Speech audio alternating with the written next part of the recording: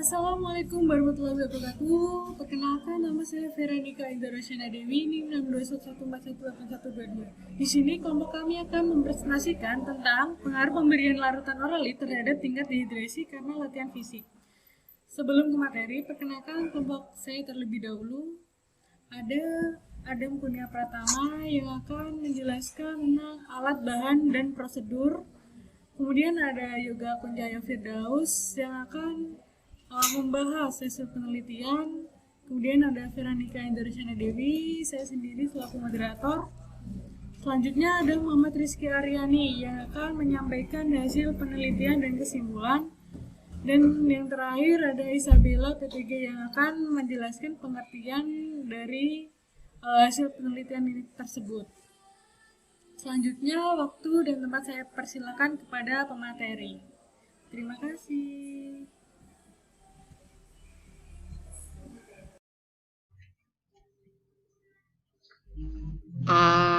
Terima kasih atas waktu yang kesempatan diberikan kepada saya. Di sini saya ingin menjelaskan mengenai penelitian. Pendahuluan penelitian olahraga adalah serangkaian gerak, raga dan teratur dan terencana yang dilakukan orang dengan sadar untuk meningkatkan kemampuan fungsional tubuh sesuai dengan tujuannya melakukan olahraga.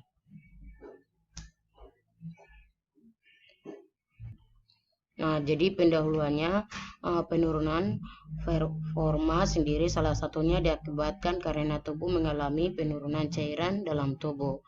Banyaknya cairan yang keluar dalam tubuh akan menyebabkan pertama, tidak seimbangnya asam basa mempengaruhi normalnya pH di dalam tubuh yang menyebabkan tergantungnya kegiatan sistem saraf pusat dan kinerja beberapa enzim.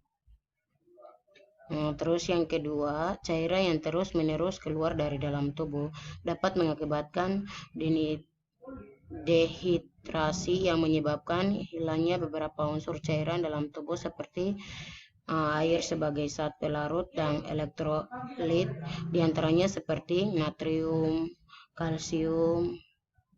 kalium, klorida, dan anion kation, dan lain-lain. Oke, selanjutnya nanti akan dibahas oleh Adam. Kali ini saya akan melanjutkan dari Isabella PTG, yaitu mengenai pembahasan. Di sini merupakan alat dan bahan, yaitu air mineral, garam, dan gula pasir. Lalu metode yang digunakan ini adalah yang saya lakukan setelah bermain sepak bola di lapangan sepak bola Sampangan. Sampel penelitian yaitu satu orang laki-laki berusia 20 tahun, yaitu saya sendiri dalam keadaan sehat, menggunakan metode post-test dan pre-test. Dalam penelitian ini, sampel akan melakukan 2 kali penelitian. Penelitian awal diberikan air mineral, kemudian penelitian akhir akan diberikan larutan oralit. Sampel akan melakukan aktivitas fisik yaitu bermain sepak bola selama 60 menit. Berikut adalah tahapan penelitian. Yang pertama, sampel diberikan air mineral 30 menit sebelum memulai aktivitas fisik. Lalu yang kedua, melakukan aktivitas fisik yaitu bermain sepak bola selama 60 menit. Dan ketiga, sampel membuang air kecil dan menampung urin di suatu wadah dan hasil penelitian itu disimpan. Lalu 3 hari kemudian melakukan penelitian akhir. Setelahnya sampel diberikan larutan oralit 30 menit sebelum memulai aktivitas fisik. Sampel melakukan aktivitas fisik selama 60 menit. Dan yang terakhir, sampel buang air kecil kemudian ditampung urin di suatu wadah yang berbeda. Lalu pembahasan selanjutnya akan dijelaskan oleh teman saya Yoga. Iya, terima kasih Saudara Adam. Selanjutnya akan saya jelaskan ya pembahasan hasil dan pembahasan tentunya. Nah, di PPT kali ini yang sudah dipaparkan Bisa kita lihat bersama-sama. Ini ada yang pertama, ada gambar pertama, yang kedua ada gambar kedua, dan juga ada tabel warna urin gitu ya. Oke, itu sebagai dasar terlebih dahulu untuk kita bahas. Selanjutnya langsung masuk ke pembahasan ya. Pembahasan hasil dan pembahasan tentunya.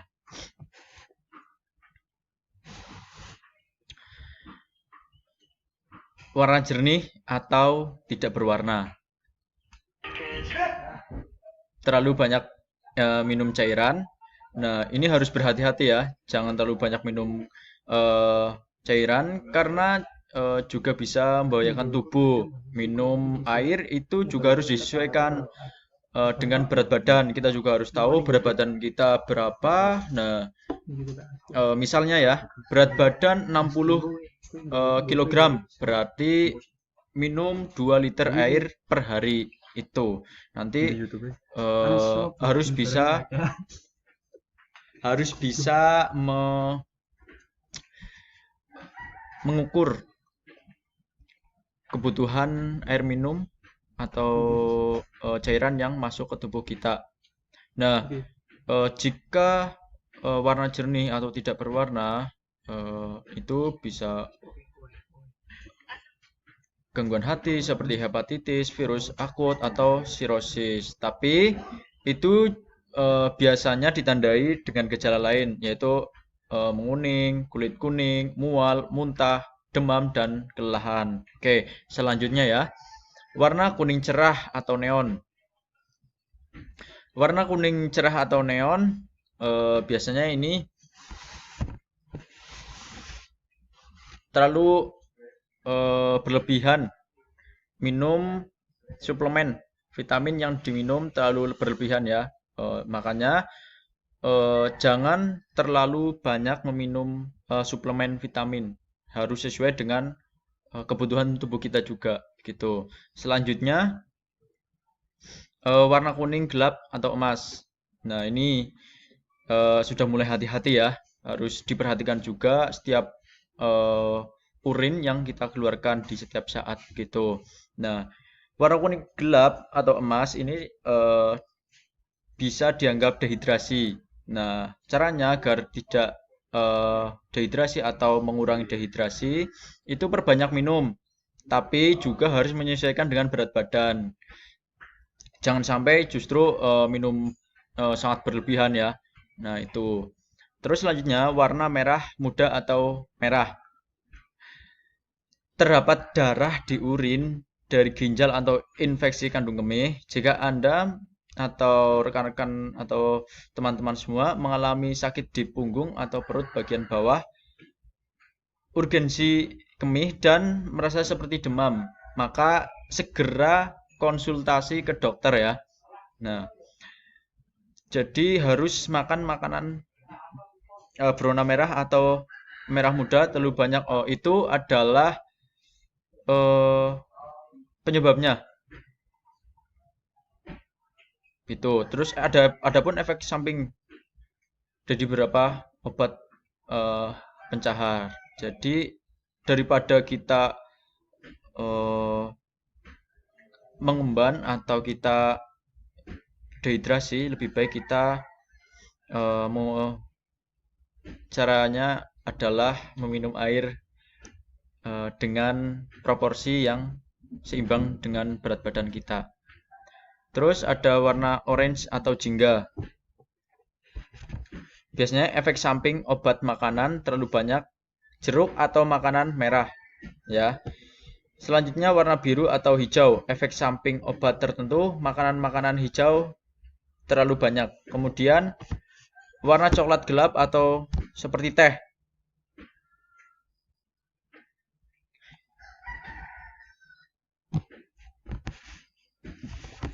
Itu ditandai atau biasanya penyebabnya itu karena gangguan hati, terutama jika disertai dengan tinja berwarna pucat dan kulit kuning, efek samping obat tertentu. Nah, itu harus hati-hati ya. Selanjutnya warna warna berawan atau keruh. Nah, ini biasanya itu ciri-ciri atau pertanda infeksi saluran kemih. Gitu. Jika pemirsa atau teman-teman semua mengalami sakit di punggung atau perut bagian bawah, urgensi kemih, dan merasa seperti demam, maka segera konsultasi ke dokter ya. Itu bisa batu ginjal, biasanya disertai dengan rasa sakit yang lain-lainnya gitu. Segera konsultasi ke dokter agar cepat ditangani, agar tahu penyebabnya apa lebih lanjut gitu. Ya, itu ya yang bisa saya sampaikan. Selanjutnya akan dijelaskan oleh saudara Kiki atau Rizky. Terima kasih tadi atas pembahasan mengenai indikator warna urin ya dari saudara Yoga Kuncahyo Firdaus. Selanjutnya di sini saya ingin mencoba membahas mengenai hasil dari penelitian kami. Kita langsung masuk ke slide yang tadi yang ditampilkan, yaitu ada dua gambar urin dengan warna yang berbeda ya, dan di sebelahnya ada tabel indikator warna urin juga. Dari gambar tersebut, dan kalau kita diselaraskan dengan tabel indikator warna urin itu, kita sudah sama-sama mengetahui ya bahwa kita melihat bersama-sama pengaruh larutan oralit itu terhadap tingkat dehidrasi akibat latihan fisik. Dari gambar pertama itu gambar penelitian awal, yaitu menggunakan air mineral sebelum melakukan aktivitas fisik dan menghasilkan urin berwarna kuning seperti oranye gitu, menandakan tadi yang sudah dibahas oleh saudara Yoga, yaitu kurangnya tingkat dehidrasinya rendah kayak gitu. Kalau kita bandingkan dengan gambar kedua, yaitu penelitian akhir, itu menandakan warna urinnya itu putih ya, jadi menandakan bahwa tingkat dehidrasinya itu normal kayak gitu, dalam zona aman. Kami dari selaku peneliti melihat bagaimana larutan oralit itu dapat membuat tingkat dehidrasi kita normal, disebabkan karena oralit mengandung cairan elektrolit yang dapat mengganti cairan yang hilang melalui keringat akibat berolahraga atau setelah melakukan aktivitas fisik. Jadi pemberian elektrolit juga tetap harus disesuaikan dengan banyaknya elektrolit yang hilang dalam tubuh. Karena jumlah cairan elektrolit harus menyesuaikan dengan durasi maupun intensitas saat kita berolahraga. Bukan tentang intensitas dalam berolahraga juga, tetapi juga mempengaruhi kondisi tubuh serta cuaca. Berdasarkan uraian yang tadi dibahas, dapat disimpulkan sedikit bahwa aktivitas fisik atau latihan fisik itu memang dapat meningkatkan dehidrasi. Dan tujuan dari pemberian larutan oralit itu sendiri yaitu upaya untuk menurunkan tingkat dehidrasi serta melakukan latihan fisik tingkat dehidrasi setelah melakukan latihan fisik atau aktivitas fisik. Itu sedikit hasil penelitian dari kami. Selanjutnya kami di sini akan sedikit membahas mengenai kesimpulan. Ada beberapa pengaruh larutan oralit terhadap tingkat dehidrasi akibat latihan fisik. Dibuktikan dengan memberikan larutan oralit pada saat sampel latihan fisik berupa sepak bola selama 60 menit, sehingga dapat disimpulkan bahwa larutan oralit itu dapat menurunkan tingkat dehidrasi akibat latihan fisik, atau sederhananya larutan oralit itu dapat membuat tingkat dehidrasi kita itu menjadi normal kembali.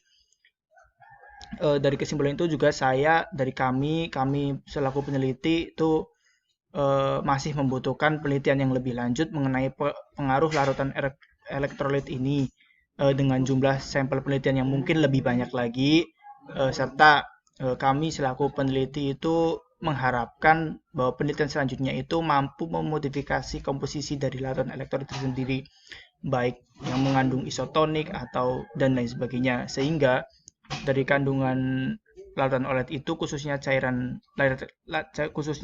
elektrolit itu dapat optimal gitu dan bisa dimanfaatkan sebagai minuman olahraga atau sport drink. Cukup untuk hasil penelitian dari kami. Kurang lebihnya mohon maaf. Untuk selanjutnya saya kembalikan ke moderator, yaitu Saudari Veranika Indah Rosiana Dewi. Terima kasih. Sekian presentasi dari kelompok kami. Apabila ada kesalahan kata, mohon maaf yang sebesar-besarnya. Wassalamualaikum warahmatullahi wabarakatuh.